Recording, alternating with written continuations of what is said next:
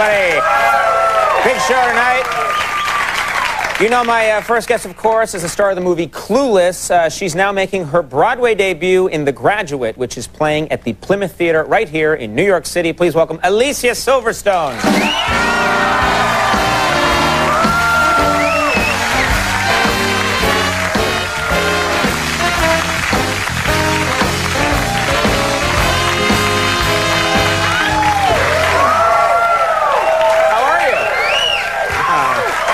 Please. I don't know who they're whistling for.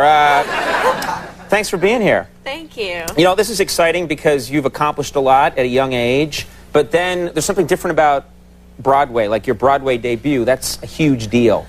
Oh my goodness, yes. Yeah. Were you scared? Yeah. When, like opening night. Tell me what opening night's like when you're on Broadway. Well, we opened in Baltimore, and so the first night that we were going to go on, they over a sort of intercom sort of system, they say it's half hour, and I just started screaming, you know, and then they're like, okay, now it's 15. That probably freaked out the people around you too, that are kind of relying on you. But a very friendly scream, you know, just like, and then they're like, okay, 15 minutes, and you keep screaming, and then they're like 5 minutes, and then I'm not even on for the first 45 minutes, and I was still screaming.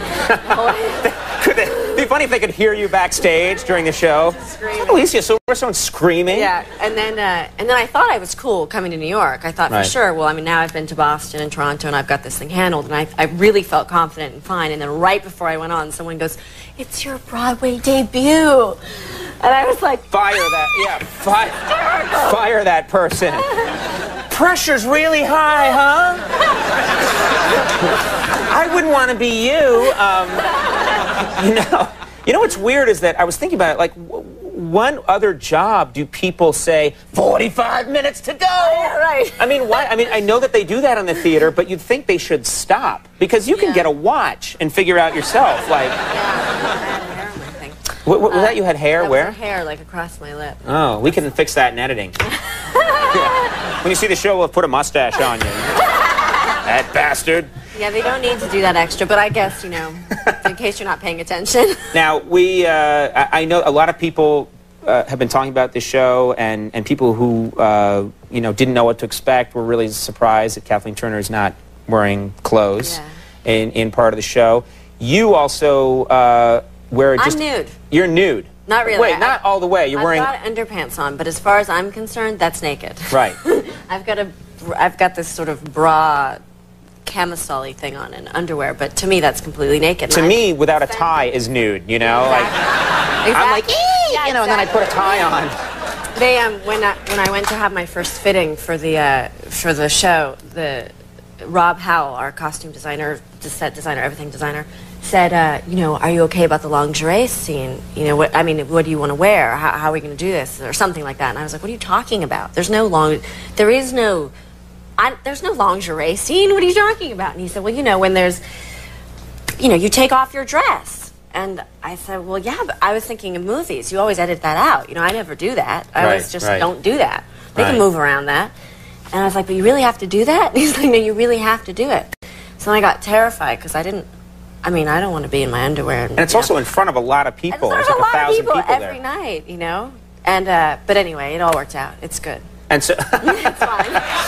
Then you start to get used to it. You know, I'm like, yeah, naked. That's the thing is you'll probably like build up such an immunity that you'll be walking down the streets of New York with like, hey, just in your underwear. Yeah. Now, by the way, are people in New York being nice to you on the street? So nice. I really like it here. The only issue I have with New York right now is the horse carriages. Why? That's so stupid. Mean to the horses. Get rid of the horse carriages.